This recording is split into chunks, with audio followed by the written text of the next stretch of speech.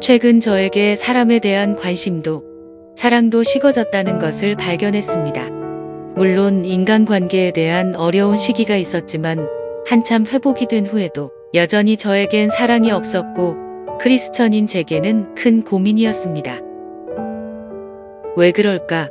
왜 내게 관심과 사랑이 없어진 거지? 어느 날 기도 중에 갑자기 뜻밖의 장면이 보였습니다. 바로 저의 어린 시절이었습니다. 어렸을 적 바쁜 부모님으로 인해 충분한 보호를 받지 못하고 혼자 어려움을 겪어야 했던 모습, 아무에게도 말하지 못한 그런 아픔들, 홀로 무언가를 하고 해내는 모습 등이 스쳐가면서 제 마음이 너무 아팠고 괴로웠습니다.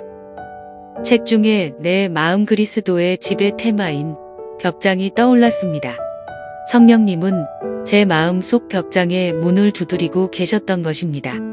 그 책의 주인공처럼 저 또한 벽장문을 여는 것이 반갑지 않았습니다. 어린 시절의 상처와 부끄러움, 수치심, 아픔 등은 제 인생에서 잊고 싶었기 때문입니다. 아마도 그 감정들을 느끼고 싶지 않아서 저 스스로를 부정하고 살아왔던 것 같습니다.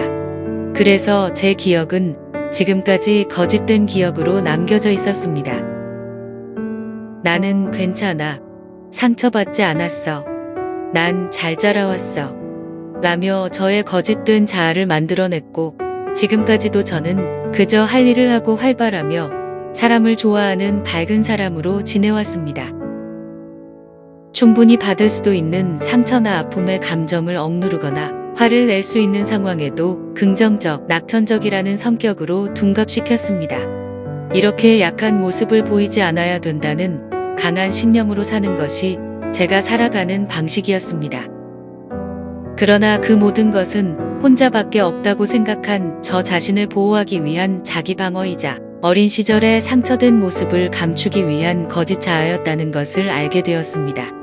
그런 저의 숨겨진 모습을 하나님은 성령의 빛으로 조명하여 직접 보여주시고 마주하게 하신 것입니다. 그리고는 하나님은 제게 물어보셨습니다. 이 아이를 사랑할 수 있겠니? 보호받지 못했던 그 아이. 그래서 어려움과 상처를 받았어야 했던 아이. 더욱 홀로 강해졌어야 했던 아이. 그렇지만 너무도 연약했던 그 아이. 어둠의 그림자를 가졌던 내 어린 시절의 그 아이. 사랑의 반대말은 무관심이라는 말이 있습니다. 저는 지금까지 제 어린 시절에 그 아이를 철저히 무시하며 살아왔던 것을 깨달았습니다. 제 안에 무관심을 떠나 인생에서 지워버리고 싶을 만큼 존재가 없었으면 하는 그런 미움이 있었던 것이었습니다. 가엾다. 저는 어린 시절의 저를 보고 이렇게 말했습니다. 인정할 수 없었던 저의 어린 시절의 아픔을 인정하게 되었고 그 아픔을 겪은 어린 시절의 저를 공감하며 같이 아파하게 되었습니다. 그리고 그 아이와 함께 슬프게 고통스럽게 울며 그 아이를 다독였습니다. 혼자 힘들었겠다. 너무 고생했어. 하나님은 성령의 빛으로 제 마음속 깊은 내면의 어두운 곳을 비추시며 그 속에 있던 아이를 끄집어 내주셨고 지금의 저를 통해 위로해 주셨습니다. 내 모습 그대로를 사랑하시는 하나님, 그뿐 아니라 내 모습 중 어두운 모습까지도 깊이 공감하시며 사랑하시는 하나님.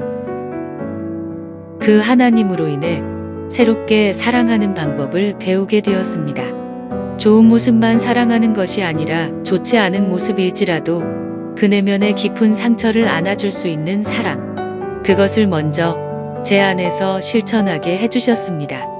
그래야 남을 사랑할 수 있다는 것을 깨닫게 해주셨습니다. 비로소 사람에 대한 관심과 사랑은 먼저 나로부터 시작되어야 한다는 것을 하나님의 은혜로 알게 되었습니다.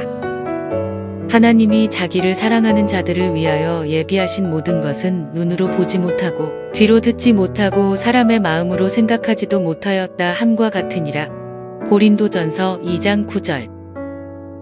내 힘으로는 볼 수도 듣지도 생각지도 못하였던 깊은 내면의 상처를 하나님의 영으로 느낄 수 있었습니다.